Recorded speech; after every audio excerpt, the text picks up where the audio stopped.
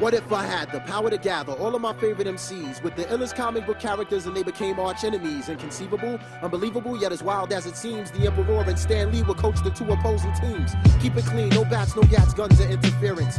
Comic book characters would go head up with raw lyrics. Now I take whoever might be on break from doing tours and have them sign up for the last Emperor's secret war. Sure, for that kind of capacity, we need a crazy large arena that might stretch from West Philadelphia to East Medina. If I'm able, I'd put it on pay-per-view through my label and give free tickets to my neighborhood bums with no cable. Yeah, that sounds fat. Now that we've squared away the propositions, let's begin with the ultimate tough man competition. Set it off, it's the fight of the century. KRS and Professor X would battle each other mentally with rhymes. These two team captains waste no time. Charles Xavier tried to invade Chris Parker's mind. He shot a cerebral probe at Chris's mind, but he missed it. Professor X taken out by the Blastmaster's metaphysics. Round two, new fight, word to life, you gotta see this. Locked in Mortal Kombat is Doctor Strange and the Genius. Yeah, son, he's no match. Let that graphic wizard have it. Welcome back to the Watch So Series podcast. I'm your host, Brandon. And I got Old Man Wade back with me. And you heard the music, so that means we're doing some comic book shit today. What's going on, Old Man? Old man. Doing really good, feeling great. Feeling great, feeling good. How are you? Doing wonderful. So yeah, we decided that, well, I kind of wanted to reread The Boys because I haven't read it since it first came out. So I decided to reread The Boys to get ready for the show that's coming back next month, or September actually. So I reread The Boys, and it was wilder than I even remember. And The Boys is one of Old Man's favorite comic books. So I was like, who's better to talk to about The Boys than him? And then we'll also get into some little other shit too as well. But so tell everybody why you like The Boys so much, because you were telling me you read it almost once or twice a year, every year since it's been out. So why is it one of your favorite comic book series? Well, to quote a great philosopher, Brandon, Garth Ennis is a crazy person. But what I really loved about this series is the realistic view of what people would be like if they had superpowers. And not just people with powers, but you have the people who are in charge. So you know how corporations are, anything to make a buck, even if it means that there will be collateral damage in between. And it's actually exactly what it would look like. If we take the person in office right now, can you imagine what he would do if he had someone like Homelander under his thumb? Mm-hmm. Or if we're going to go back further for when it started, can you imagine what it would be like if George Bush had Homelander under his thumb after 9/11 happened? Which is funny, it's something they get into, but beyond the actual point of this, there's more to the story than just that. Beyond all the violence and gore and vulgarity, there's a real life story about finding people, finding love, finding new family, learning more about yourself, whether it just be your prejudice or your fear of certain cultures, and then coming to terms with how wrong you may be.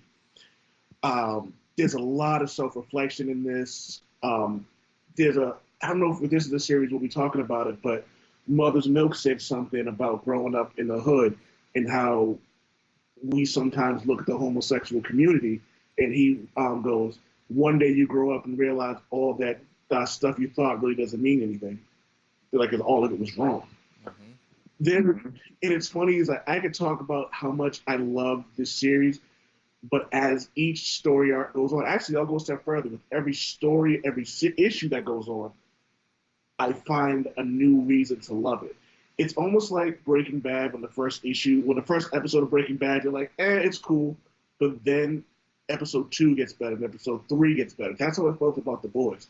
And then when you get to the last story arc and it hits you with this twist and these cliffhangers, and you find out that the people that you thought really aren't who they are, and how far the corruption really goes up, and how someone on a lower level could be this devious. You're like, holy shit, it's a lot more complex than just someone having a thumb shoved up their butt.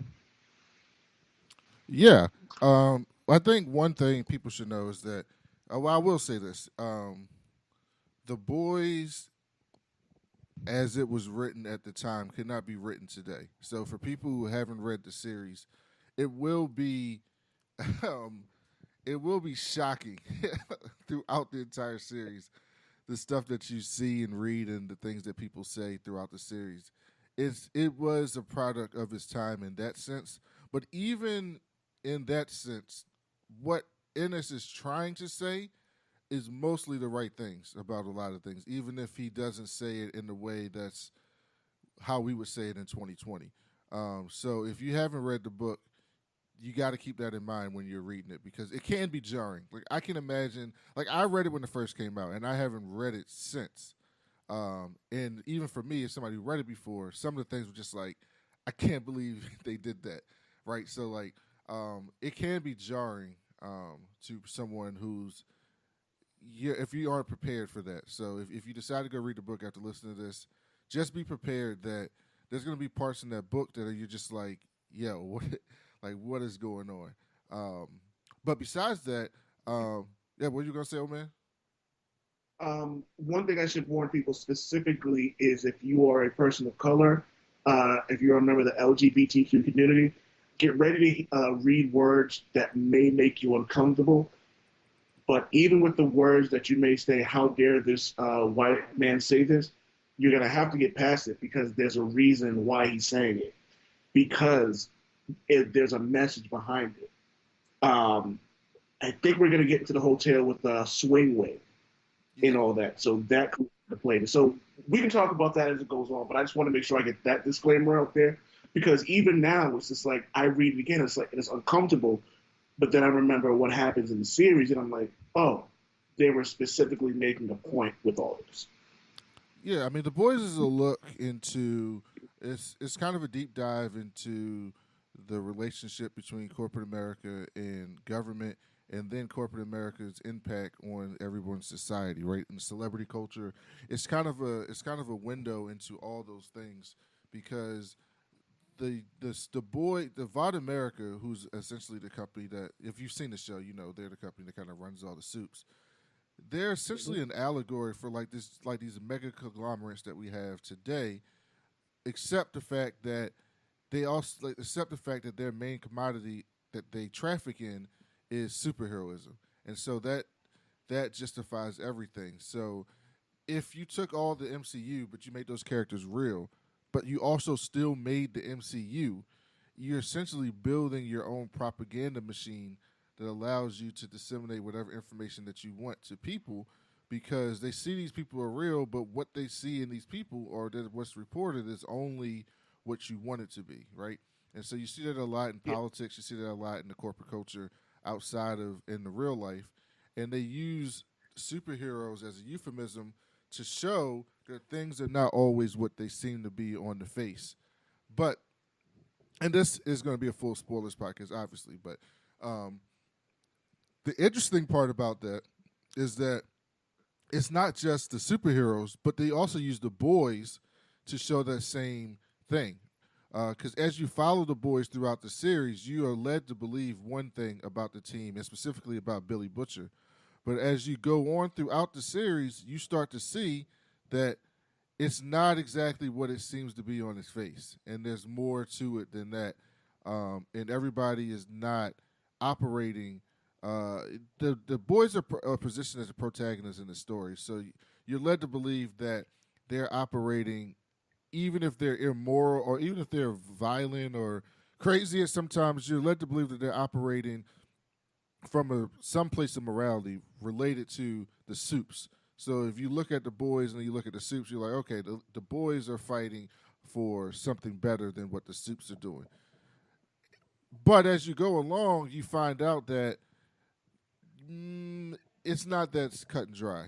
And I love how they weave that in throughout the entire story, which culminates at the end of the story with you finding out like not just the last volume, but the last three volumes are really building up to the ending of the story. And I thought Yep. the way they did it was great because when you first read it, the first few volumes, it's a story, but it's not a story. And I mean that saying that the first parts of the story, if you read them in a vacuum, it's essentially telling the story about how soups are crazy as fuck, and they're not as you seem. But the last 3 or 4 volumes ties all that into a larger story that Ennis is trying to tell, and Yep. I'm glad that he built it that way. So um, let's just do some little random things really quick. So, who's your favorite character in the boys? God. Um, Or you can do your favorite couple of characters. right off the top of my head, I really want to say Billy Butcher, just because I understand, and I don't want to give too much away, but there's a story about, well, in the first issue, you find out that a superhero killed his wife, indirectly. But when you find out what happened to him to bring him to be this person that he was, and then the life that he wanted to, the life that he thought was going to be the greatest thing ever, and then losing it and how he lost it, you're like, oh, okay. So I'm a big fan of characters that have multiple layers when all you see is like this big brute who curses a lot. Maybe I identify that with a little bit more than I should. But I really loved his character. But it's on the opposite side of that. I really, really loved, and I'm going to put them together, Starlight and Huey. They're one of, I think, the great love stories in comic books because it's a very realistic view of what it's like. There was no, we're together and everything's going to be peachy. It's like, no, we saw them argue. We saw them fight. We saw them reconcile. We saw them get to a point where we didn't think anything was going to happen. We thought that that was the end of it. Um, Granted, some of the stuff that happened in between them was a lot more dramatic than it could be in real life, but there's still trials and tribulations that someone will go through. Individually, Starlight doing something that completely changed her personality um, down to the core, from her what she thought of religion and God, all the way to what she thought of just human beings. Huey having a traumatic moment where he's, for the first time he was in love, woman that he loved said it right back to him, and she was almost immediately killed by a rogue, uh, no, I should say rogue, but by an irresponsible superhero. And then for them to really do nothing about it was like, oh, and the fact that he like constantly is learning more about himself, um, about the world, and just getting this different view of things was just phenomenal. So I would have to group those would probably be, I think, the best characters on there. And granted, yes, they are the stars, but those are easily my favorite characters in there because I found myself being really invested in their stories. But I think a sleeper is the dude that Homelander constantly deals with, who has no emotion on his face. Like he is just Yeah, a Stidwell. stone cold bad motherfucker. Yeah, he's a bad motherfucker. Like they did him wrong. They did him wrong in season one of The Boys because they killed her because they made him a woman in there. Off in season one, it was like y'all missed a really big opportunity with them. But hopefully they'll fix that. And seeing as how the CEO could be that very stoic and emotionless person that the Homelander may have to deal with from here on in. My two favorite characters were Starlight and Maeve. Um, and Maybe yeah, because I found their stories to be, so Starlight and Maeve to me are what I was talking about when I begin with, where if you read those stories without context, you can be like, this is so fucked up. Like, who would write this shit about women? But when you read their stories through the book, and if you can separate some of the language used, it's essentially trying to tell a larger story about women that is more positive than negative, and then how men can just fuck that shit all up doing shit. yeah, And so Starlight, my only issue with the Starlight story is that she didn't get more at the end. Um, I wanted her to get more at the end. I wanted somewhat of a better conclusion to her story at the end than how they did it with her just leaving, and going, yeah, just leaving Huey and just saying I'm going somewhere. Um, and Maeve's story is so sad, and I think they're hitting that. So one of the things we're going to talk about too is like how this compares to the show, and what we're expecting for season two. But the show is clearly telling a different story, and to me, what the show is doing is they're telling a different story, but they're using the boys as this comic book as an influence. So they're using the characters and some of the wild events and things that happen in the comic books as plot points in the show, but I think they're telling a different story. But one of the stories that I think they are telling that they set up well is Maeve. Maeve's story in the show and Maeve's story in the comic books, as far as the shows we got so far, are very closely aligned because Maeve is just you just see her just sitting around drinking all the time, just drinking, not giving a fuck. She's drinking, she's fucking dudes, and she's drinking, and she's fucking dudes, and she's drinking, and she's got like no care, and that's kind of the Maeve you see in the show. Except every once in a while, you get Maeve who is clearly conflicted about something, or clearly is upset about something, or you see that like she's not with something, but ultimately she's been beat down so much that she's just like, fuck it. I'm getting this money. I can drink all day. I got this manservant. Fuck it. And then eventually she snaps out of it. But when she snaps out of it, it was the end of her. Um, Something else I'd love yeah, to say about it was the way they're telling her story in the show would make for a better lead up to her just becoming very nonchalant about everything that's going on. yeah, Because, like, you see that like she was in love, like, and she couldn't be with this person, and then when she made an attempt again, the woman she loved like just basically was like, I want nothing to do. Which, if you love somebody that much and you can't be with them, and then you're going to sacrifice it, and then they say to you no in a very direct and maybe harsh way, that'll destroy anybody. And in the comic book, when you find out why she became who she was, and the fact that it seemed like she really did enjoy helping people, and then to find out what happened, you're like, oh, okay. And then what's even weirder about that is we probably know that while that was the big moment on that plane for her, we also know that there had to be stuff before that and after that.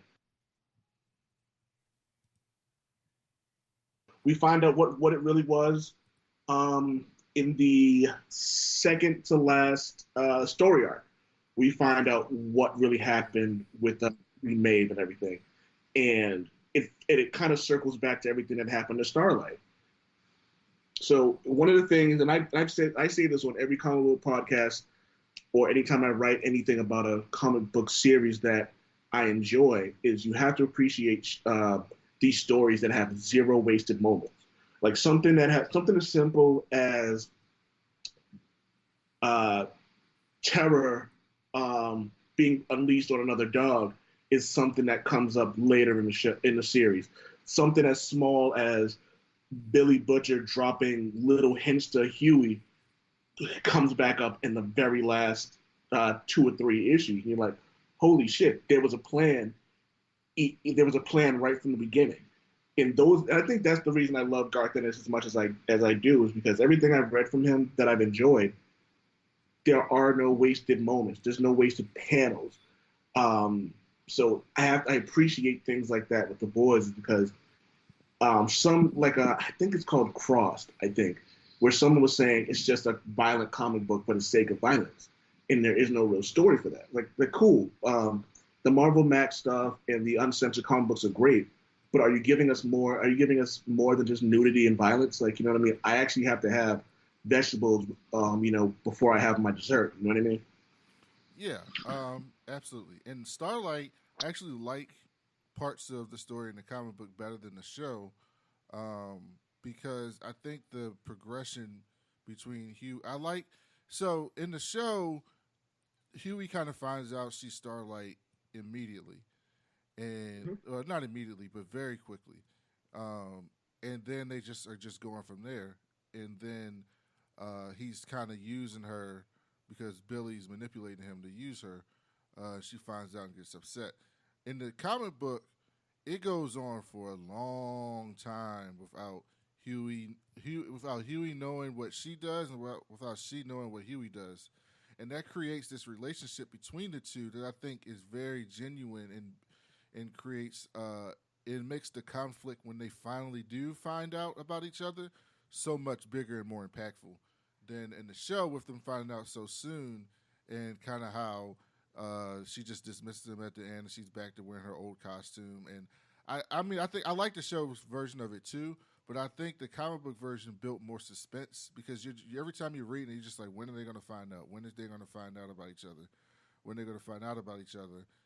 And the whole time they're just talking in euphemisms about their jobs without being specific to what they actually do. So you know that they are having issues, and they're basically speaking from the same perspective.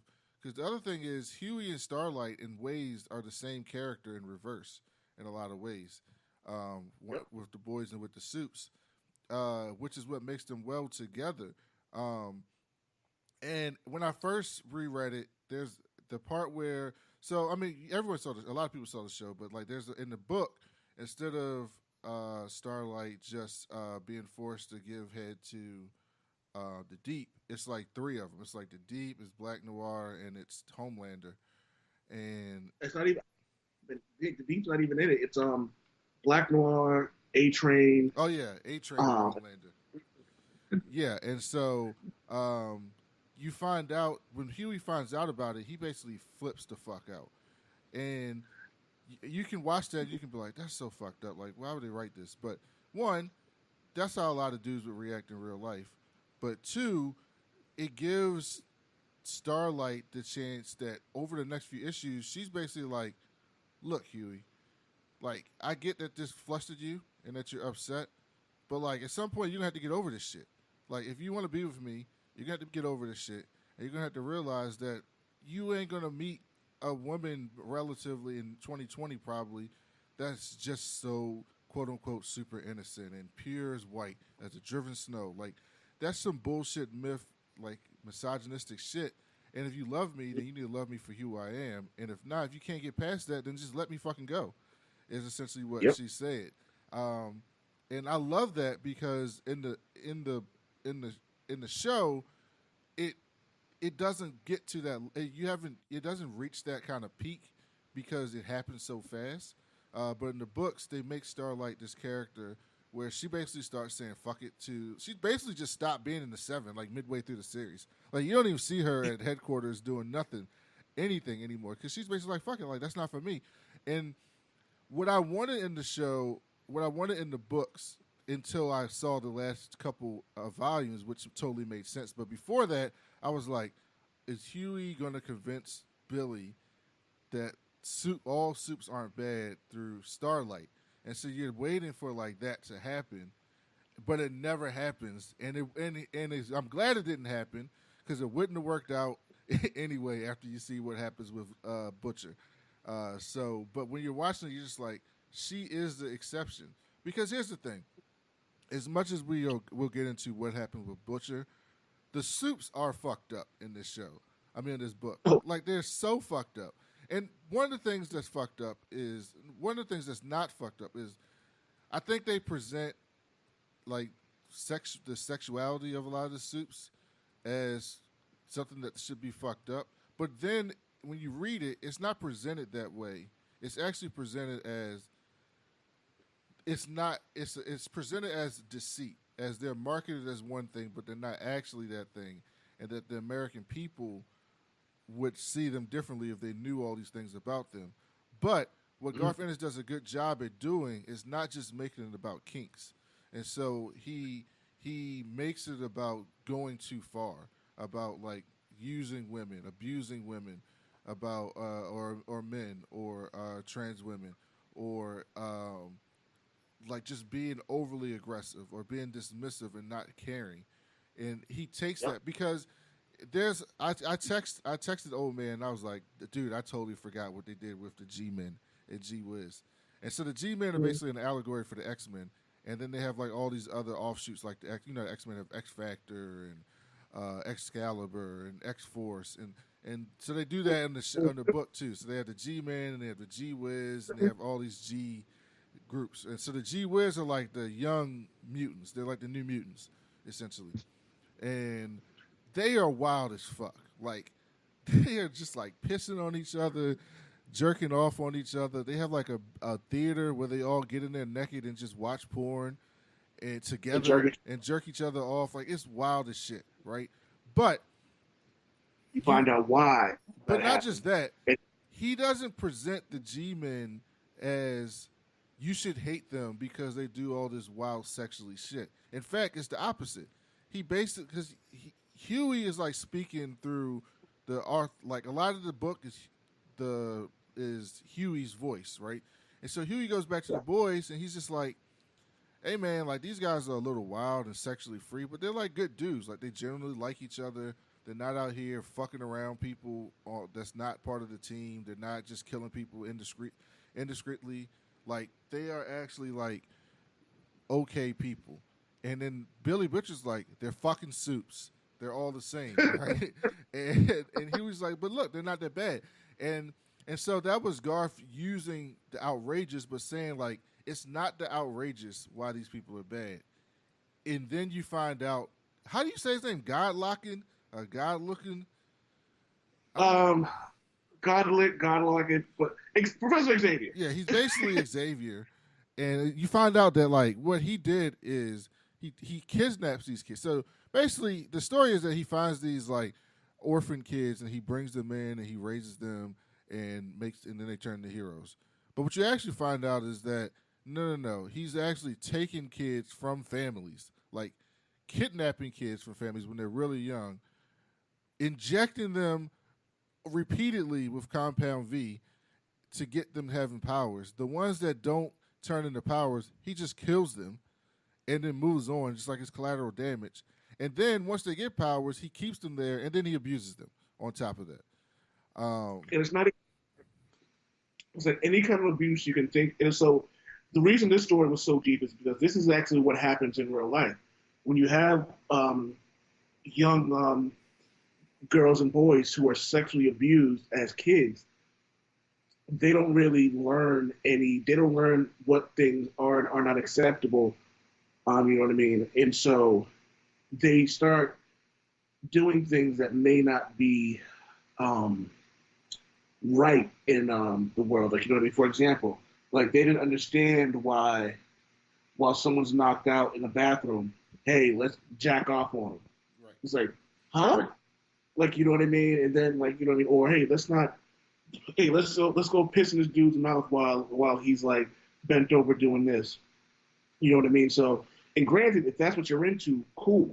But the thing about it is, it's like it's just disturbing when you find out that the reason they are the way they are is they weren't really taught boundaries. They weren't really taught what sexuality really is. And once towards the end of that specific series, when one of them actually spoke out on it, it was something that they blocked out. You know, finding out that somebody offers you candy and all the games in the world, and then after a couple of days you realize you're never going to see your family again, and then once it's basically it's not hypnotizing, it's Stockholm syndrome probably would be the best word for it, because it's like they're defending a guy who literally came into their beds and raped them at night. Like, you know what I mean? They raped them into like submission. You know what I mean? It's disgusting, it's nasty, but unfortunately, those are things that happen in real life. Like we've heard the stories, we've seen the people discuss it about how you're abused by someone who was supposed to be your protector, someone who's supposed to be the one who loves you, the one who's supposed to be teaching you these things, not like, who's supposed to be protecting you from it, not actually the person who's supposed to be assaulting you. You know what I mean? So Huey took that to heart, and it was so cool that after all that happened, and then they tried to attack him. Huey grew a set of balls and was like, "Fuck this noise." And then Butcher was like, "What are you doing?" And then the rest of the boys were like, "Oh no, fuck this! We're gonna die. We're gonna die in half." And then Butcher, who had a plan in action, was like, "You know what? Today's as good as a day to die as ever." And so even Butcher could really understand how terrible the things were, and he hates superheroes on a genetic level. You know what I mean? So the story of the G-Men is probably one of the two saddest that you'll see. Yeah, is because shows up and just obliterates all of them. slaughters just slaughters the whole team themselves. The boys doesn't even get to do it. Vought shows up with like fucking helicopters and people in like a whole army, and they just slaughter all the G-Men teams, just destroy them, obliterate all of them. because they're basically like, if we kill this, then this can't get out about God locking and all the shit that he's done. And at least they're our top selling team, but the loss that we would get from that is worse than what we'll lose by having them not even exist. We can just make some shit up about how they're on some type of mission and people will forget about them over time. Or we can just keep writing these comic books. But if it gets out that what Godlock is actually doing, like, we can't get past this. And so they just cut bait. They just be like, well, we're cutting our losses. And they just kill them all. And it's wild. Like, it's really wild. But that's kind of the story of the book, is that you build something up and then it gets torn down. And you build something up and it gets torn down. It's a Godolkin, Godolkin, whatever. Godlokin. It's But probably Godlokin or something. yeah, But yeah, that's the story of this book. And so the ultimate story of this book is the story of Billy Butcher. He is the main character. He's the main protagonist for most of the book, and then he turns and he's the classic live long enough to see yourself become the villain, because by the end of the book he is the villain. And so for people who haven't read the book, and I'm not sure they're going to do this on the show, but for those of you who haven't read the book, what essentially you find out is that Mallory, the person who got the boys together in the first place, is still alive. And he ends up telling Huey the whole story about like how this shit all went down. And so Huey's learning more about the backstory. And you're starting to put two and two together. And Mallory basically says, like, listen, the reason why I left is because I created a monster. He's like, I thought Butcher just wanted to, get some soups in check and get revenge for Homelander for what he did for his wife. But he was like, no. I started to realize that there's much more than that to him. And I couldn't stop it, and I did not want to be a part of it. So I had to leave. And then so you find out that, like, one of the things that Butcher been doing is that the scientist that created Compound V, he was supposed to kill him. He didn't kill him. He ended up injecting him with Compound V so he could live longer. And then he was essentially having Compound V made that was creating new superheroes. And so Butcher was essentially making new soups so that he could keep this war going against soups. And it's yeah, go ahead. So here's what happened. And the only reason I know this is because I've read it a million times. So what ended up happening was he was supposed to go kill the scientist.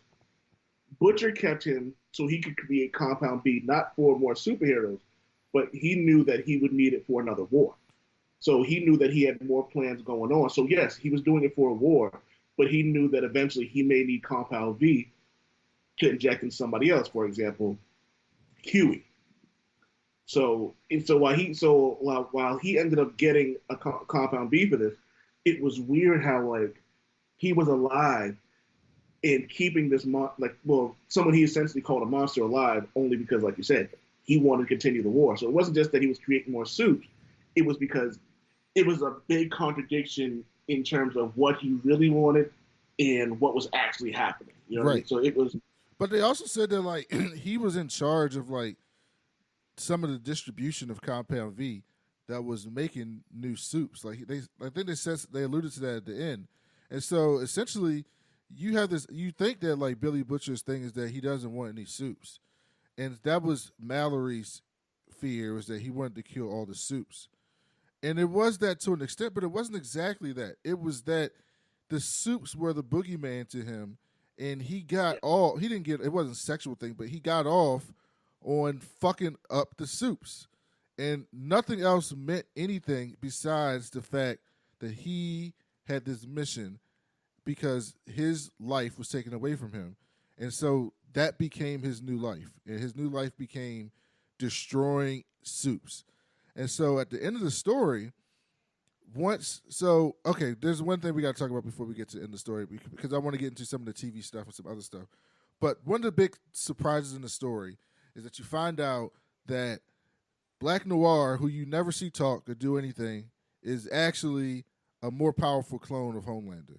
And that Black Noir was cloned and put in that place specifically to be a check on Homelander.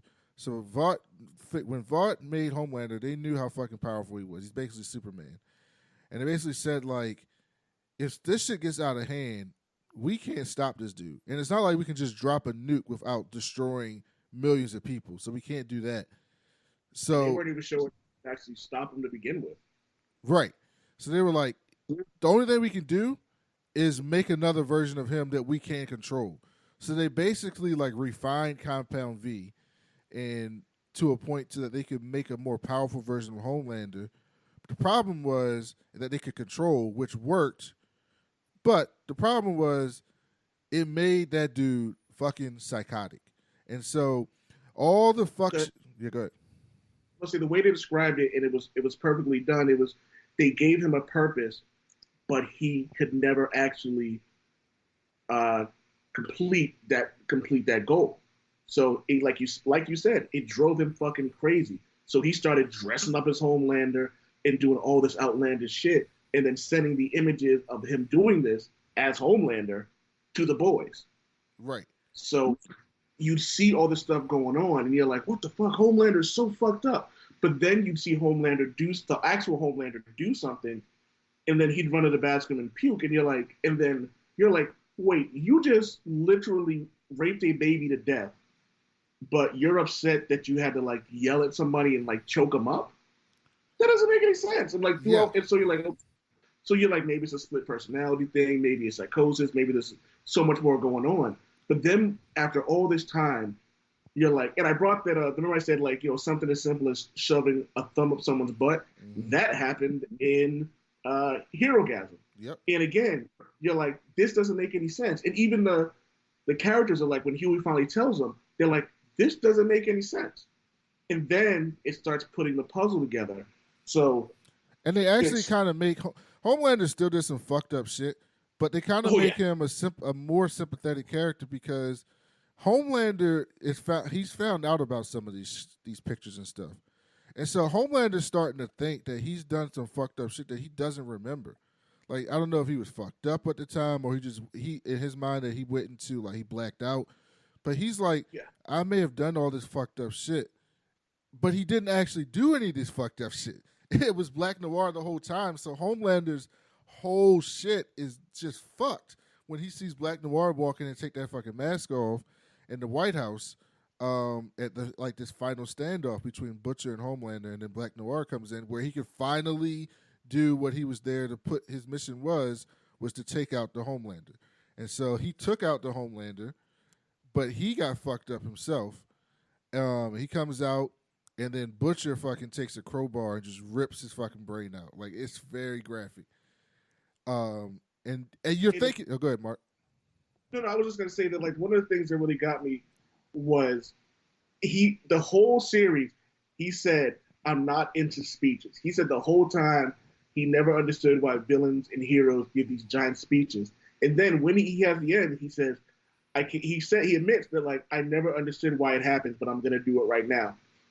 And he rips his brains out and he goes, maybe I'll be lucky, and this is the part of your mind that remembers my wife. And he crushes it. And I was like, holy shit. And it was just like, not only did he break his rule, it's like you finally get to see him complete his goal, or so you think. Yes, that's what I was going to say. So at that point, you think it's over. Like this, like they're just going to wrap up the series. This is what the whole series was built up to, for Butcher finally getting his revenge. He can finally rest to an extent. Like there's still soups in the world that you kind of need to keep an eye on, but most of them are like hiding because of all the shit that went down. And so it's not nearly as bad. Like that was the goal of the boys, to put Soups in check. It's over. Homelander's done. Black Noir's, or the real Homelander that you find out, is done. It's over with. And then you find out that no. That's what you're led to believe is what over with, but that ain't it. And then Billy Butcher proceeds to systematically tie up all loose ends. He goes to Russia and kills Voss. He goes back to the legend, Stan Lee. He kills the legend. He killed his boy Mallory. He actually so Mallory tried to escape to Russia. He kills Mallory, kills someone he thought was like, he was like, I thought we were friends and blah, blah, blah, da, da, da. But I think maybe the most emotional I got in there was when he started going through and trying to kill the boys. Yeah.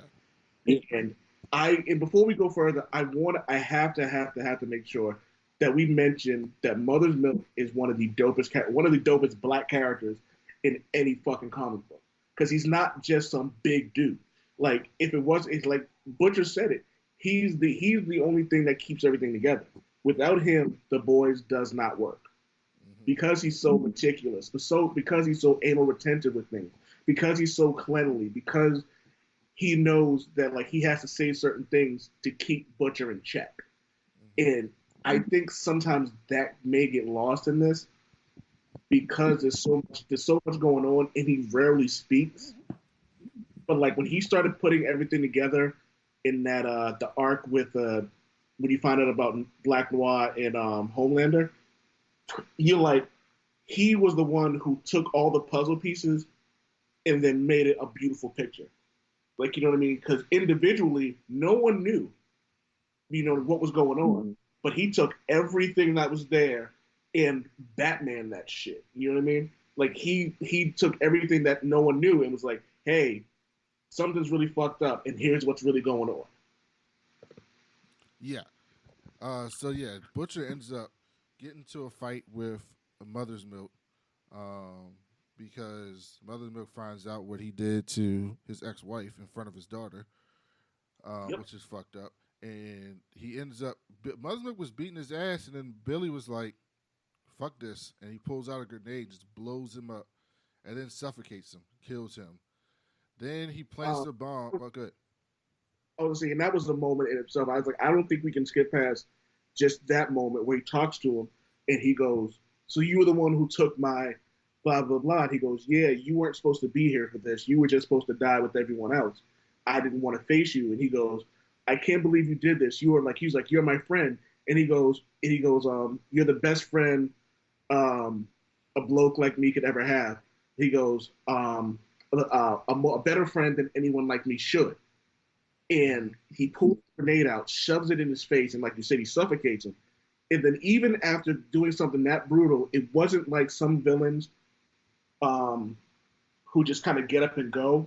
And you assume that even though Butcher's doing this stuff, that he doesn't have any emotional attachment to them. But even after doing that to his best friend, he just sits back and looks like, I can't believe I just did this. Because if he didn't give a shit about Mother's Milk, he wouldn't have done that to MM's kid's mom. He was like, you know what I mean? He was legitimately upset that someone like hurt his friend the way she did. You know what I mean? Mm-hmm. And so it's just, he's such a damn complex character, because you think you know him, and then out of nowhere, something else happens, and you're like, holy fuck, I don't really know him. And shit, even down to the very last point where he dies, you still don't know if you know anything about him, because there's a new series out right now, which we can discuss later. Okay, so yeah, I don't know anything about that. But yes, then he kills Mother's Milk, and then he plants a bomb and kills Frenchie and the female. They're dead. Which was sad, man. Which was really sad. And then you find out that he's basically setting this shit up so that Huey can stop him.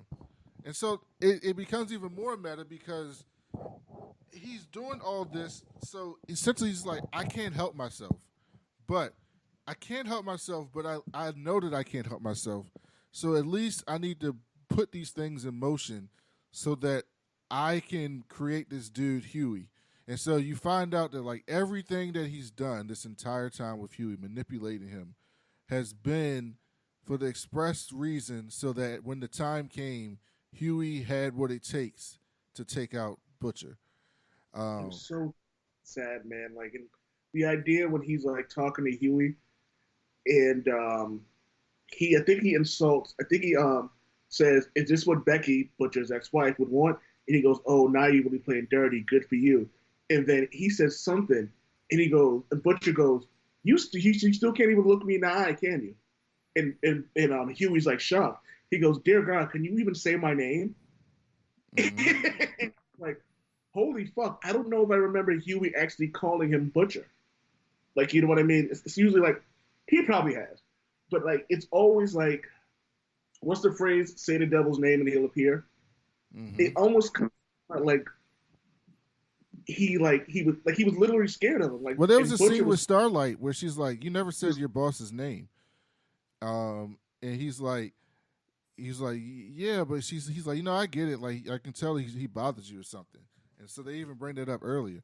But then the whole thing with Billy is he's been manipulating him. So like, one of the things happened with like Swing Wing and Billy and uh, Huey's talking to Butcher, and he's like, listen, man, I'm not like you. Like, you do all this shit, but all the shit that you've been doing is just because you hate the Supes. And he's like, you don't care that they actually raped this woman. You just want to use that they raped this woman so that you can have leverage so that you can stop them. And he's like, I actually care. He's like, I actually care that he's like, when the trans woman got killed, like you don't care, but he's like, I care because people don't care that these people get killed. And he's like, I care about this shit, and you don't. And then Butcher goes, well, I killed Swing Wing. He's like, I killed Swing Wing after he did that shit. And then he's like, I don't know if you're telling the truth or you're just trying to manipulate me again. And so the whole thing is them manipulating him all the way up till the end, where they're having like this word fight because they fell out of this at the Empire State Building, and Butcher basically says, "Oh yeah, before I came here, I went to Ireland. I slaughtered your family." And that's what sends Huey over the edge. And Huey rips the thing out of his leg and fucking kills the Butcher. And then he calls like somebody in their family, and coming to find out like they're okay. They're not dead. He didn't do anything. And that was he even made him to kill him. Yeah. He didn't even have to kill him. It was just the last manipulation of Billy Butcher was to get Huey to fucking kill him. And so the way it ended is like Huey, like to me, it's just like, because the way it ended with Starlight and Huey is she's like, when you want me, and when you really want me, you give me a call and maybe we'll work this out. But when that ended, you're just like, I don't know what's going on. Huey's fucked. Like, he's fucked. Like, I don't know how he comes back from this. And so it just wraps up it's a 72 issue story. It just wraps up all 72 issues just perfectly. But oh man, you were saying they got a new boys book out. So what is that about? So from what it looks like they're just with the new series coming out. It seemed like a smart idea to kind of like give us some random stories that happened within them. So Huey gets a book. Looks like a diary that Butcher wrote, and whenever he was having like these moments of pure anger or like rage, he would write in his diary. And he would write them as if he's writing to his dead wife. And so we're getting a lot of stories that happened prior to Huey. Like Mallory was still in charge, and they're giving you more heroes.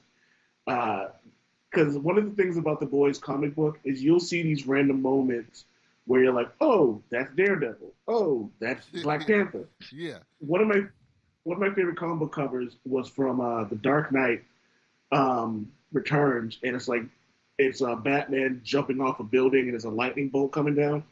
And it's a comic cover where it's the same thing. There's a lightning bolt coming down, everybody else in the shadow, but instead of Batman jumping off, it's Butcher kicking him off a roof. So you get these random moments like that. And so the boys are going up against, they find this kid. So like, if you're in danger, they deal with it. So they have this kid in a bathroom and they had to sneak up on him because he was so powerful.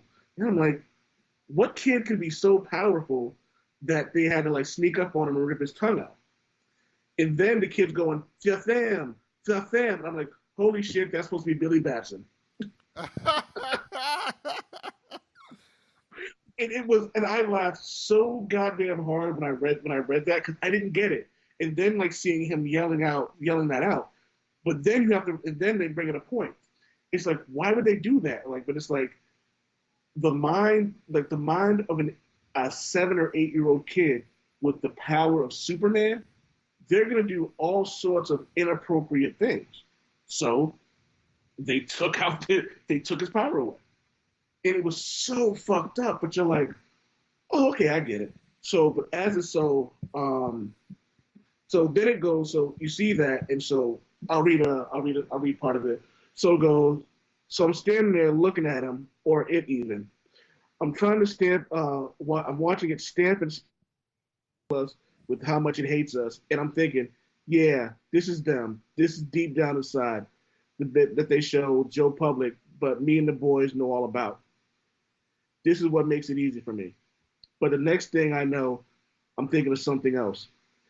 There's no way I'm going to save this to Mallory or them. But no matter what he done, no matter what he says, his stupid bloody word and gets 5 times bigger and sticks his dick and his fingers in people who don't want him to. He's still just a 10-year-old kid, and I know why I'm thinking that. And then there's a vision of like his wife in a shadow putting her hand on his shoulder, trying to tell him like, calm the fuck down. And he goes, I hate talking about soups and all the bloody awful shit to you. But if you're with me, then the way I think you are, you see it anyway. You're still there, Becky. All the stuff you've done for me, and all the good that I believe inside myself, that's you. And I don't know why, but I feel like you're getting stronger. You aren't going nowhere, not anytime soon. So it's like, so throughout all of that stuff that's going on, he still really understands that like what he's doing is wrong. So we find out that there's actually a diary that he wrote to talk to his wife, which makes it even weirder because it's like, so you know it and you still went through it. Mm-hmm. But how would any of us react if we had the power to stop something? And then we can get into the idea of it's very racist because you have these idiots who think that like all black people are bad, or all Jewish people are bad, or all white people are bad. And it's like, well, if I could, I would abolish them all. It's like, wow, you are an evil human being. And Butcher knows evil for doing it. And which is why, to what we said earlier, why he needed someone set in place because he knew he couldn't stop himself. Mm-hmm. And that's why I love that book. So before we get to our last topic, so a couple things with the TV show. We're going to season 2. Um, Mm-hmm. we already know that we're getting Stormfront. They've changed Stormfront to a woman, and I don't think she's a Nazi, but we'll see.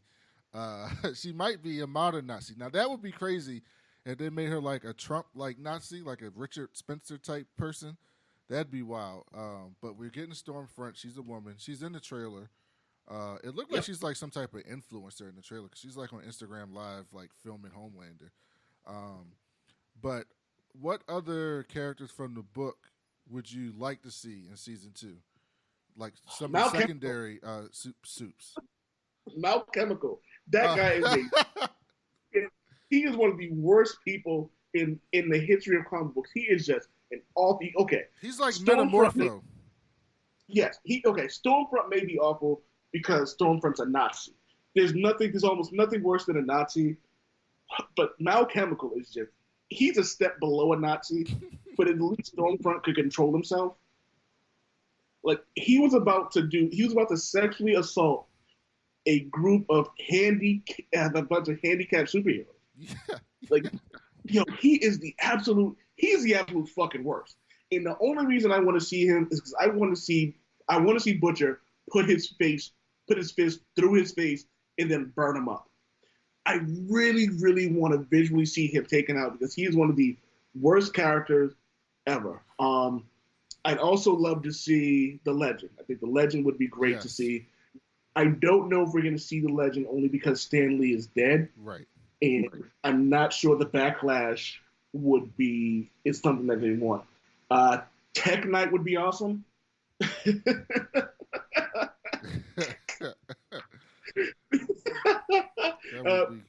don't want to even explain it.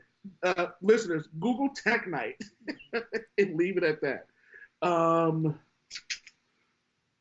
I think. Also, Love Sausage.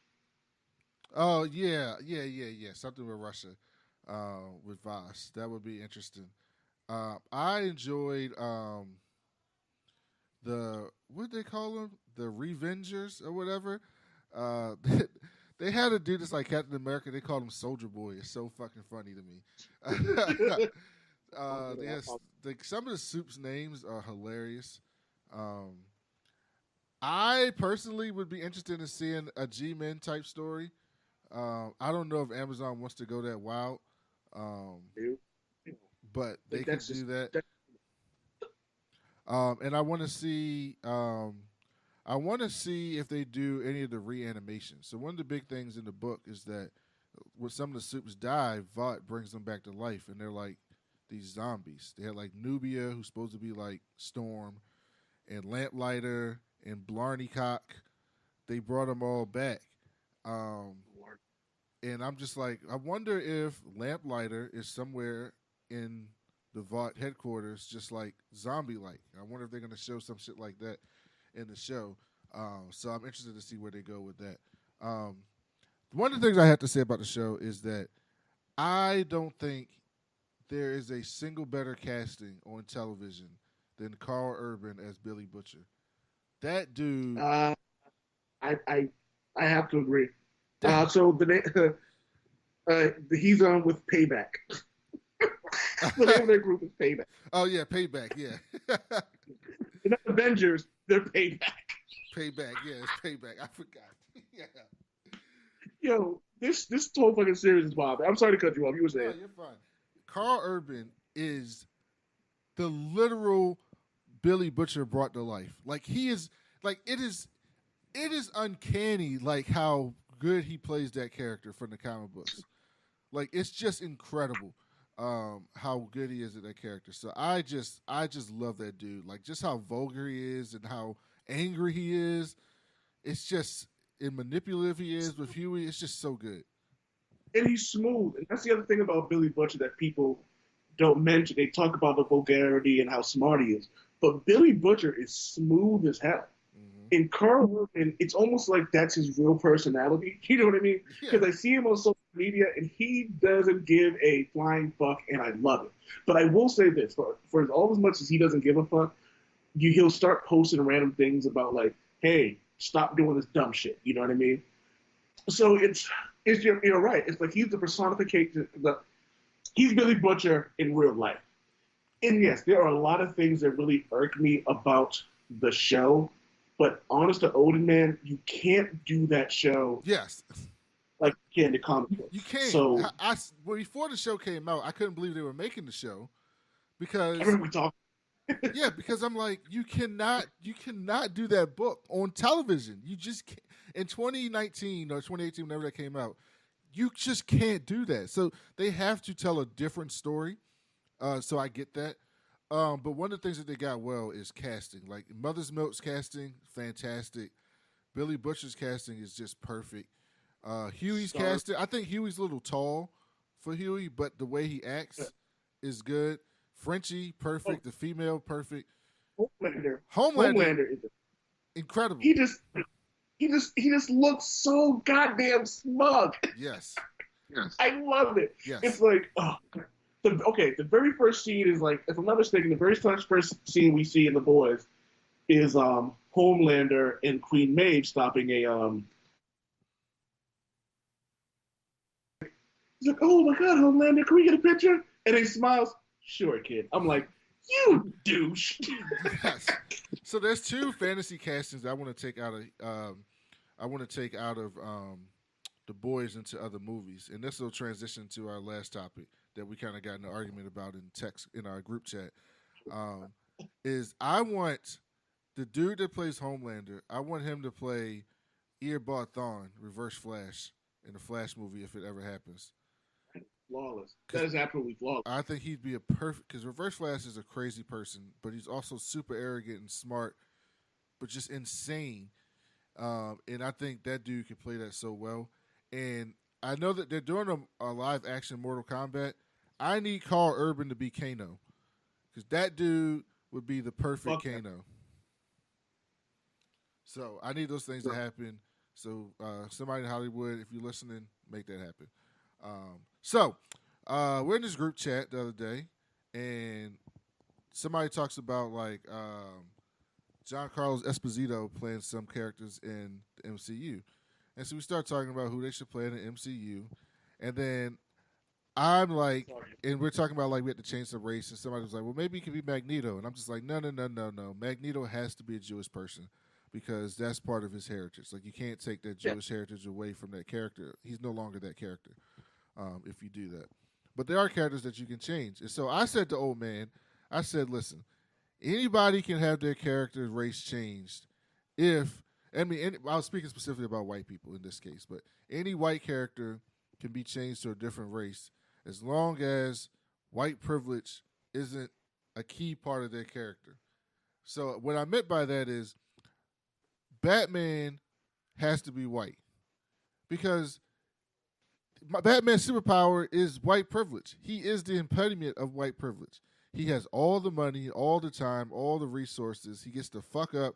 He thinks that instead of using his trillions of dollars to fix Gotham with money, that the way he's going to fix Gotham is that he himself is going to dress up in a suit and fucking and take out criminals, and that's going to fix Gotham. That is white privilege to a T.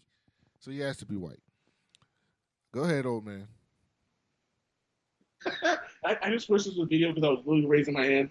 So, after 2 or 3 decades of people screaming, Tom King and Snyder.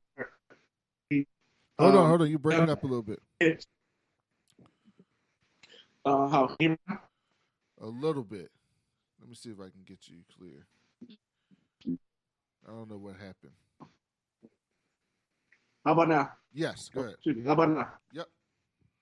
So, Snyder is native Williams is trying to create. All right, we had a bit of a technical difficulty, but we're back.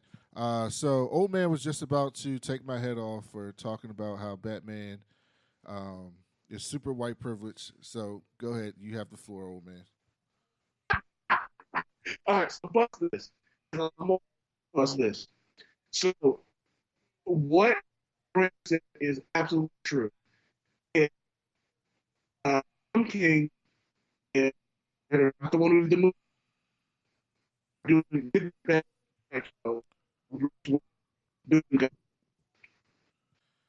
All right, after multiple tries, we're back, and I'm going to leave that in because I'm lazy and I don't feel like editing it. I'm not as good as Charmaine. She would have edited that shit. You would have never known that happened. But me, she has information. Yeah, I know. Like for me, I'm trash. So I ain't gonna edit it. I'm just gonna leave it in. You're gonna get all the rawness from us. But Old Man, go.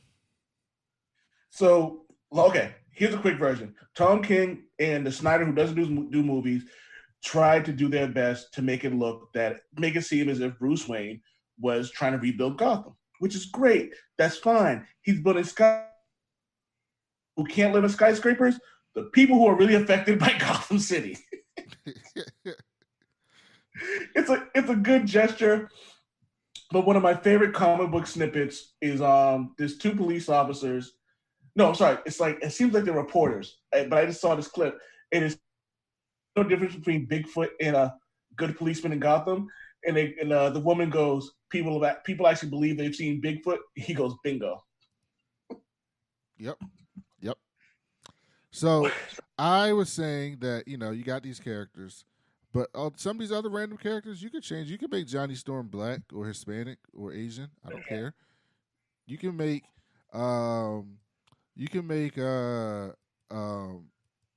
other characters that are white, different characters, like any white dude, basically. It's just a few white dudes that you have to keep white. Like I think Doctor Doom has to be white. Why? Because nobody of color could act like Doctor Doom and get away with that shit. He'd have been nipped in the bud immediately. I'd like to show you Exhibit A, fake Dr. Umar Johnson. Yeah, but nobody takes Dr. Umar Johnson serious. They take Doom serious. He is thought as a serious threat.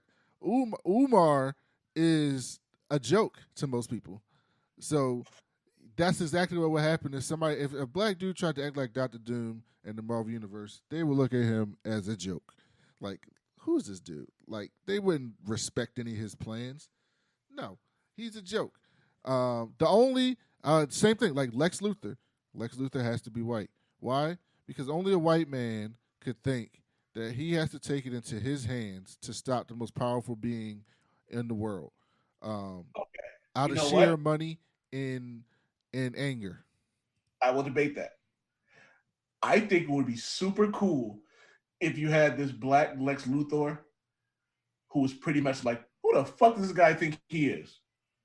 And then just becomes super obsessed with him. I think that would be so damn dope. Yeah, but here's the problem. To me, a black person would identify with Superman. He's this outsider that's been sent to a new place, not of his own will. He represents the immigrant. That's the whole thing of Superman. Initially, was that he's supposed to represent the immigrant, the outsider, the different person. And I mean, I can see a black person being mad at Superman, but not acting as Lex Luthor acts. Like Lex Luthor, did you watch Young Justice? They basically made Lex Luthor Trump. And then if you read Lex Luthor in the good Superman runs, he is smart Trump. He's Trump, but not a moron. And that's the scariest thing in the world, and that's why he's so scary. So here's my thing. This is the way I would look at it. So, excuse me. Imagine you're a black Lex Luthor, right? You've done all these incredible things. You've advanced technology. You've been crucial in innovating, like just the world. Excuse me, just Metropolis and then the world in general.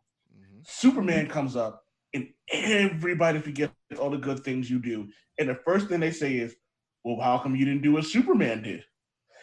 That is some shit I can see happening to a black person. 1,000%. And it's like, oh, so this white savior comes in and does that, and now I'm the bad guy here. But here's the thing: there's a logical fallacy to what you're saying that you're skipping over. Whoa! Time out. You're using logic with me. You're skipping over the biggest part why that can never happen. And the biggest part why that can never happen is because no one would ever think of a black person that way anyway. Before Superman came along, he would always be hated if he was that person. Who's the black philanthropic person? People, okay, so all the racist people and all the white people love MLK now. But when MLK was here, they hated him. Muhammad Ali. Same thing. In that time where this fictional black Lex Luthor would be trying to be philanthropic, he would be hated for being rich and public and all that stuff. So he wouldn't need a Superman to be mad at, because he could already be mad at all these other racist white people who would be hating him. What's the Chris Rock joke? The community he lived with Jay-Z and Mary J. Blige, the greatest rapper of all time and arguably one of the greatest R&B singers of all time. And his neighbor is a dentist. It was like a black man has to jump and crawl and run to something that a white man. He goes, he's just a regular ass dentist. He didn't invent teeth. Yeah, exactly. Now, you listed a bunch of characters that you think had to be white. So you want to talk about that? Oh yeah, absolutely. It's funny. I didn't realize this until just now. You just stopped commenting. Oh no, I forgot. I mean, I didn't forget. I was saving it for today. That's why I should have known that this was going somewhere when you just stopped commenting. Yes. I'm saving it for today so I can destroy your arguments. So you could destroy my arguments. All right. So I'm gonna back up my Rogue statement because Rogue was I called myself an idiot as I said Rogue. So Wolverine has to be a white Canadian. I agree. Cable has to be a white dude. I don't think it works with him being black or any person of color. Now, you know what? I could see him being. No, I think Cable has to be just a white dude. I don't think Cable has to be a white. I mean, what about Cable is white besides his daddy and mama's white? You also got to remember that Cable is looked at as like the Ascani son of fucking the future. Like, you know what I mean? How many real black generals are people really gonna follow? To your point, even in the future, it's like, it's like, like let's look at Barack. Like, I was like, yeah, we'll follow Barack, and it's even like, hell no, we ain't following Barack, but they'll follow Trump and not wear masks because they're fucking morons. No, they follow Bishop in the future. Do they though? A little bit. I mean, he's kind of a leader in the future. Kind Okay. Okay. Here's the thing. Kind of a leader. Kind of a leader. That is an old man Wade excuse. He's kind of a leader. And Cable went back to the future. Bishop was like, nah. He's kind of a leader. Okay, yeah. I'll give you that. But I think Bishop could be a mixed baby because I think Jean Grey could absolutely be black. I don't think so. Only because it has nothing to do with her personality. It's just how she is perceived as this like fiery redhead. I kind of feel. Oh yeah, you're right. On the flip side, although they did make Ariel black in the Little Mermaid. I'm wondering how they're gonna do the animation for her, but that could work. But again, like I think people, I don't know. Oh, you know what? I got a good argument for you. Can you picture how people would react if there was a black woman destroying billions of people throughout the universe? Yeah, I think they would think. I think they would think that's about right. Yeah, and like they'd be like, oh, and there would be no argument on anything else. Like, no, they would see her as a villain. They won't. They don't see the Phoenix as a villain. I see the Phoenix as a villain. People don't see the Phoenix as a villain. If the Phoenix was black, people would see her as a villain. Exactly. Cyclops has to be white though, 100%. Okay, now, I was going to debate that. See, I was on the other side of it. One of the reasons I can see Cyclops being mixed is because he's almost never accepted by anybody. It's almost like, oh, you were thrown into this position and you were given this position by Xavier because, you were blah, blah, blah, blah. Even though he's proven time and time again that he's a great leader. But I think Cyclops is too idealistic to be anything but a white man. Because he's basically like a libertarian. Like, no one else could be as... recently, I fuck with Cyclops in the last 10 to 15 years.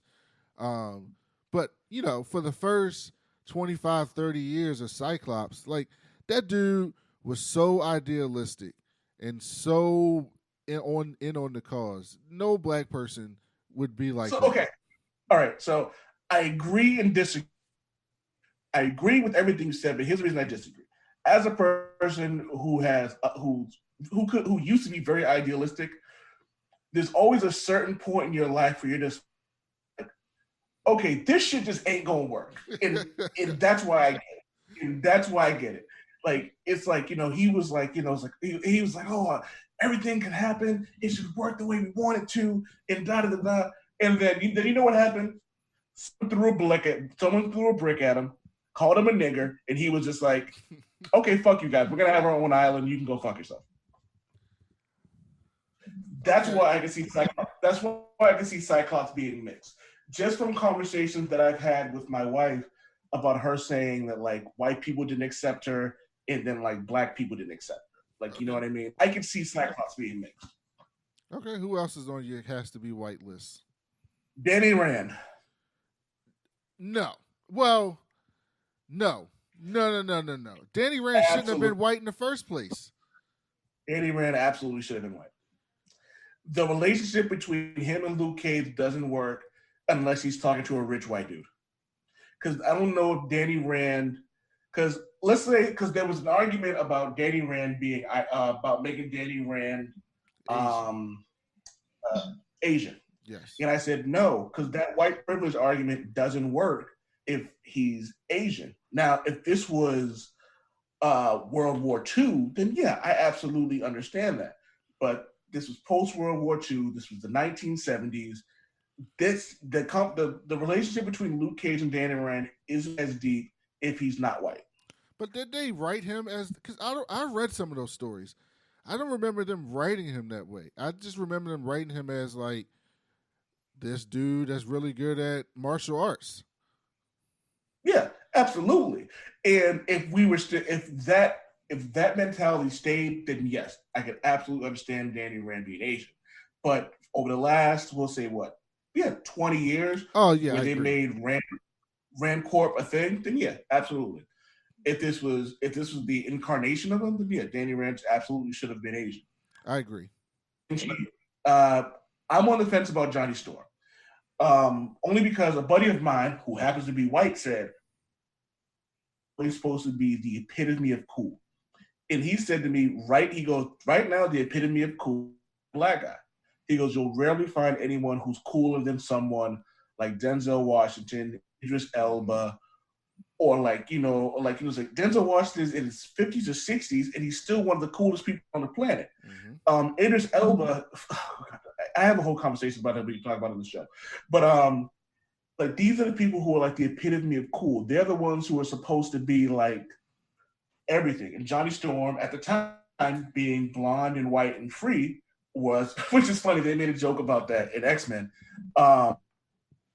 And it's like that was the epitome of cool. And in the X-Men, they made Sam Guthrie, some black bartender asked him if he was of age, and he showed him his license. And he goes, "Yep, I'm blonde, I'm white, and I'm free." And then he goes, and then so someone goes, "What took you so long?" He goes, "Well, apparently afraid that your Meemaw all these years was racist, and I just learned about 50 years of oppression in about 5 minutes."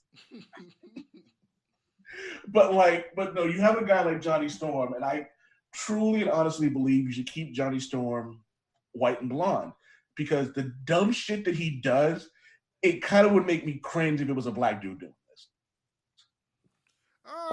See, this is where I disagree with you. All you have to do is look at black celebrity rappers. I'd rather not, but go on. Black celebrity rappers, Johnny Storm, same person.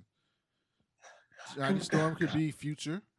He could be ASAP Rocky. Oh, he's not black, but he could be Future. He could be one of the dudes from the Migos. Please stop. He could be any of those dudes. Can I disagree with you? We can Lil Wayne. You don't think Johnny Storm could be Lil Wayne? Can I disagree with you and move on? He could absolutely be any. That is Johnny Storm. Johnny Storm is Future. But you know what? No, I'm not even gonna. I'll say this off the air because I don't even want to say this. Who else is on your list? So I did the flip side about Monet St. Croix. I was like, Monet St. Croix could absolutely be white. And I forget who said it, but they were like, why? I was like, Monet St. Croix, as much as I love her, has spent the majority of her existence being everything that's white. Like, she's the daughter of a diplomat. She's rich. She's beautiful. Like, she's been on multiple magazine covers. We don't, but see, the thing about it, it's not really highlighted until recently. And on top of that, she hit the genetic lottery of mutant powers. She's a telepath. She's super strong. She's nigh invulnerable. She can fly at supersonic speeds. Like, can you name anybody else with a doper power set than her?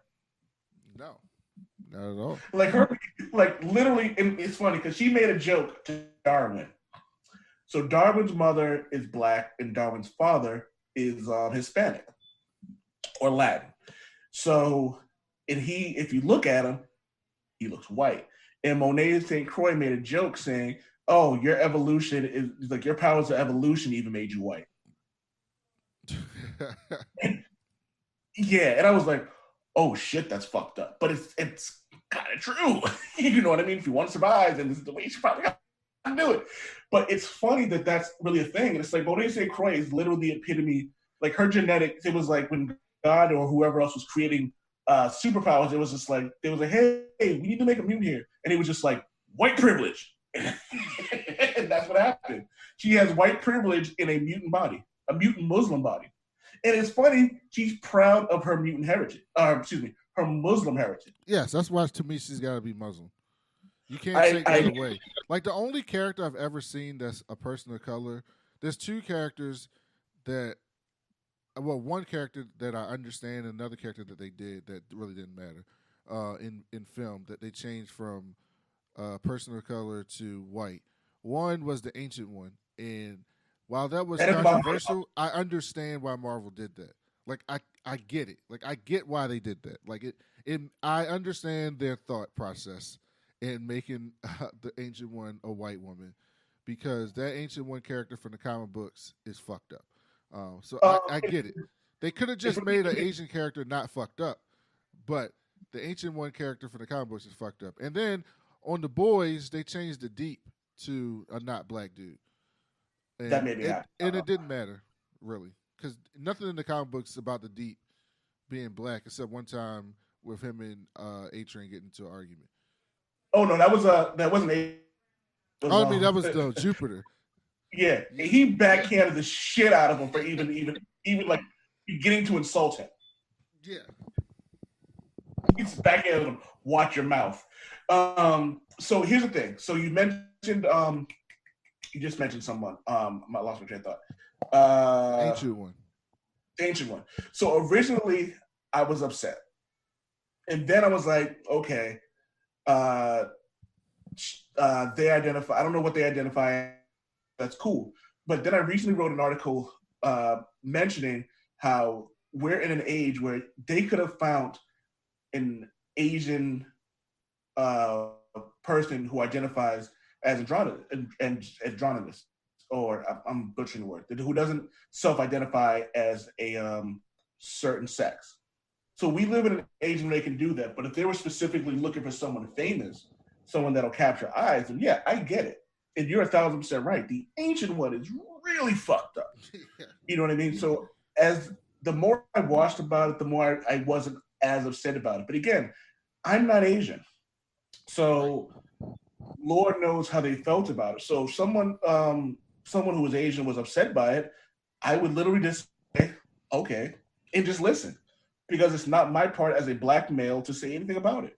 You voice your opinion, you say how you feel. I have my thoughts, but your thoughts are way more important than mine are on this topic. Exactly. I think Professor X, he's also privileged, so I'm going to leave it at that. Who else we have? We both agree on Magneto.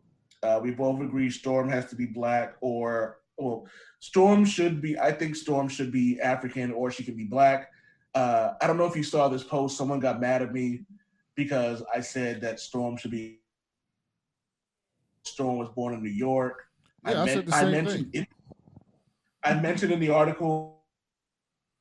In the article, I wrote that her father is from New York, her mother is Kenyan, and she was born in New York. This person decided not to read that, so fuck them. But it would be nice that if they pick someone who is dark-skinned to play Storm. Marvel is actively looking for a Jewish person to play Moon Knight. Now, granted, Moon Knight doesn't identify as Jewish at all. He actually fought against that religion, but I can understand them wanting someone who could be Jewish. Mm-hmm. Kitty Pryde should be Jewish. She's proud of her Jewish heritage. She should be Jewish. To your point about Monet St. Croix, if they made her white, I'd be a bit upset, but... Oh, people would be heated. They can't do that. Because what you can't do is because... Here's the thing. Because there's not that many people of color comic book characters that are famous or recognizable or marketable, at least have been marketed, I should say, to the masses... If you put them in the movies, you can't change them to white because it's already enough whites. So the only way that you're going to get more people of color in the comic books is that some of the new characters that's come out in the last 10 to 12 years have to become more popular enough that they feel comfortable making a movie about, and or you're going to have to change some races of people for certain characters that it doesn't matter. Like in my debate has always been to people is like create new characters. We have a perfect example with Kamala Khan and Miles Morales, where when you have the proper people writing these characters, they can be done really well. Like Brian Michael Bendis is a white male who wrote Miles Morales perfectly. when a Muslim man took over from Miles Morales, I think he took it up to another level. You have Kamala Khan, who was written by a Muslim woman. It worked because they know the person, they know what it's like to be a Muslim woman. So if you're going to write about these characters, at least either A, do the research, or B, be someone who understands what that's going, how it feels to be that. Right.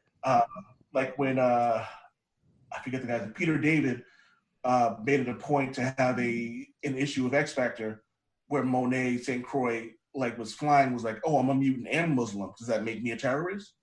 You know what I mean? Like, I thought it was dope that they made it a point to do that. Later finding out that Peter David says some really fucked up things about Eastern Europeans, I'm like, he's not, maybe not be the best person to to comment on, but you know what I mean?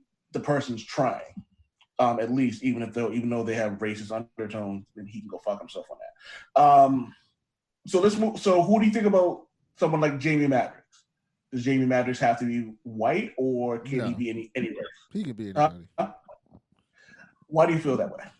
And so for me, it's just, maybe it's just my bias because it's just what I've seen him as is so long. You know what I mean? I think we just a lot. Well, that's the issue though. All these characters we've just seen so long as white, so we're just like they got to be white.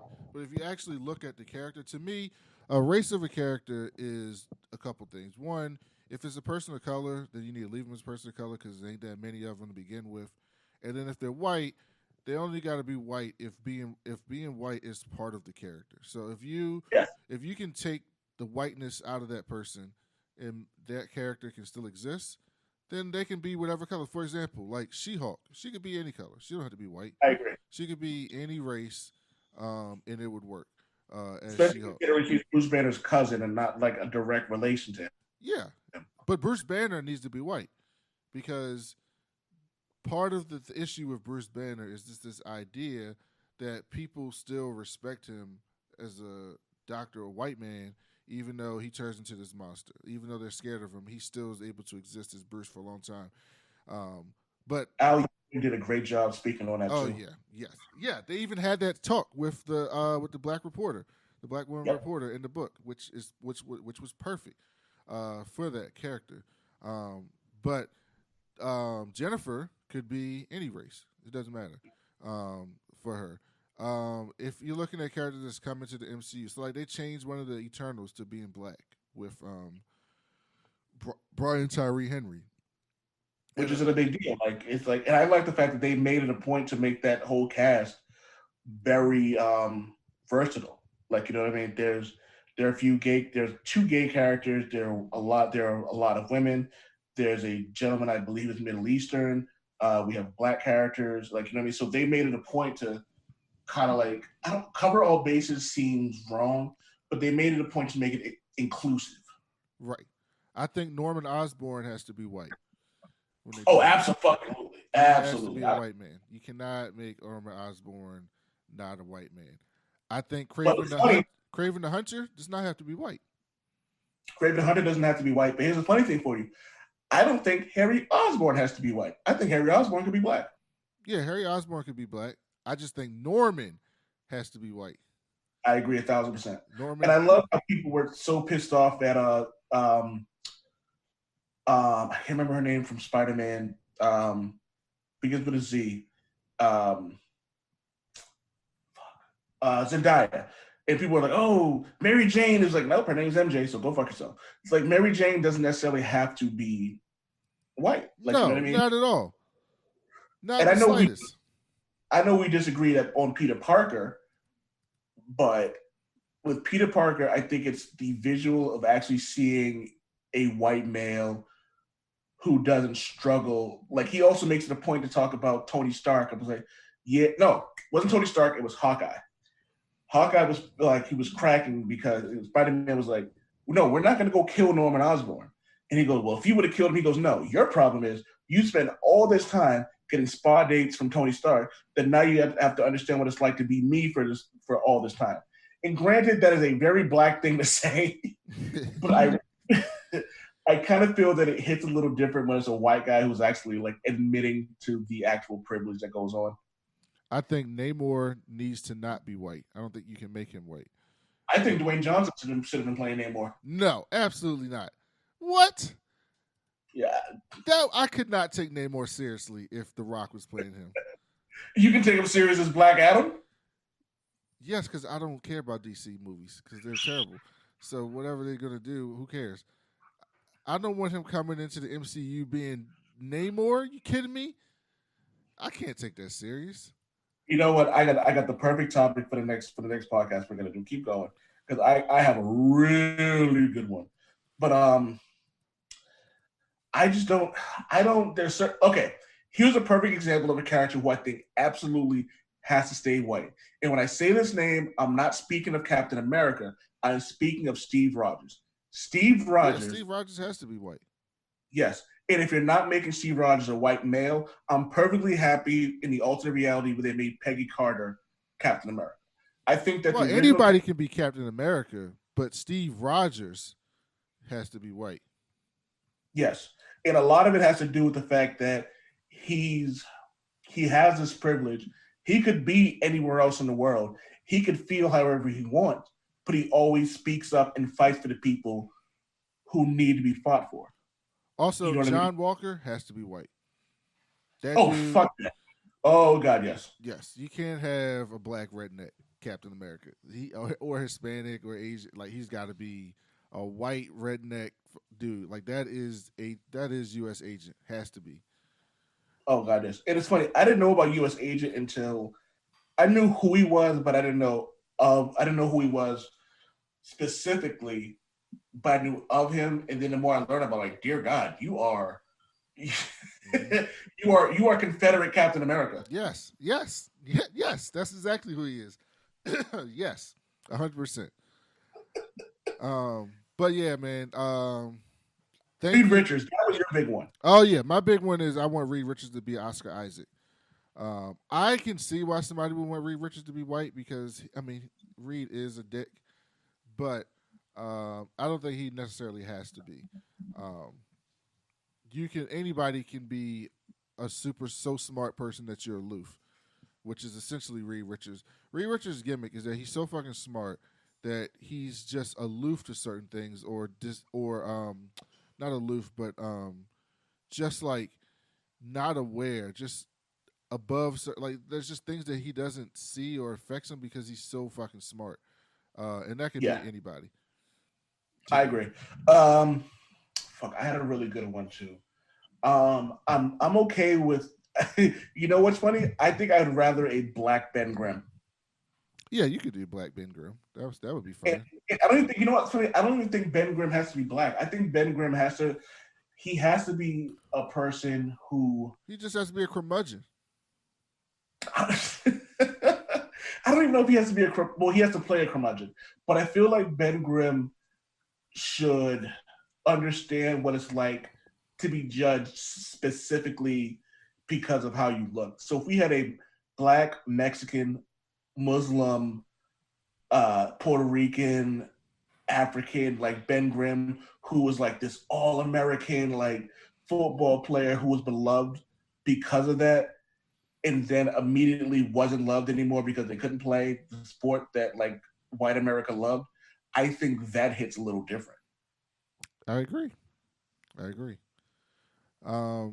So yeah, old man, thank you for coming on and doing this with me. Yes, sir. I love when we get to kick it and talk some shit. Tell the people where they can find your show and what you got out currently. All right, so you can find me at oldmanwadecom, OldManWadecom on Twitter and Instagram. I spend a lot of time bitching and complaining about everything in the world. I start talking about this is on Twitter. I start talking about the comic books I'm reading. I do a lot of talking about depression and stuff like that. So if anyone has these issues, you'll see a lot of tweets from me talking about how I'm not alone. You're not alone, excuse me. But I also do a lot of positive stuff like, hey, but I'm still alive. I still have a job. I'm still happy, and I'm still going.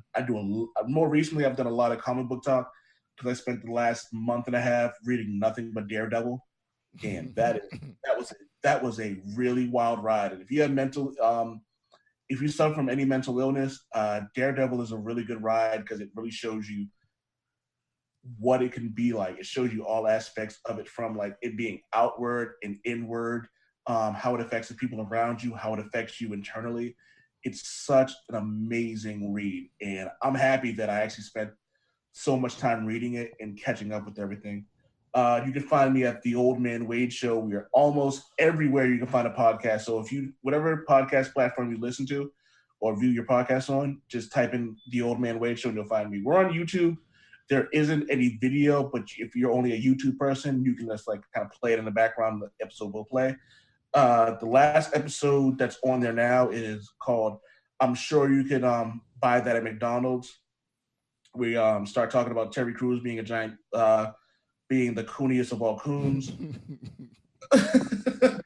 uh, we discuss, and then we get into a couple of movies, and that's fine. But the next episode I have coming out is with a dude comic book writer who wrote a book about the crack epidemic in the 80s and how the Reagans played a giant part in that.